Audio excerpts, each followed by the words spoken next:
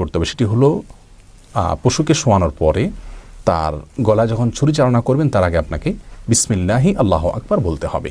এরপরে আল্লাহুম্মা মিনকা ওয়ালাক এটি বলাও কোনো কোনো হাদিস দ্বারা প্রমাণিত।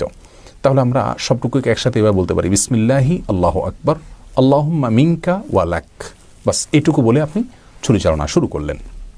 জবে করার শেষে যদি নিজের পশু নিজে জবে করে থাকেন তাহলে বলবেন আল্লাহুম্মা তাকাব্বালহু মিন্নি, আল্লাহ এটা আমার পক্ষ থেকে আপনি কবুল করেন। এবং এটা না বললেও কোনো অসুবিধা নেই, তবে এটা বলা উত্তম।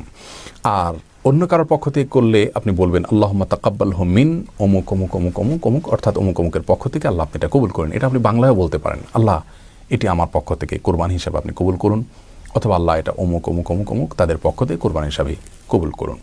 অতএব কাদের পক্ষ থেকে করছেন তাদের নামগুলো জপা এটা জরুরি কোনো বিষয় নয়। তাদের নিয়তগুলো আল্লাহ সুবহানাহু ওয়া তাআলা জানেন। যদি তাদের নাম জপা না হয়, তাদের নাম বলা না হয়, তাতেও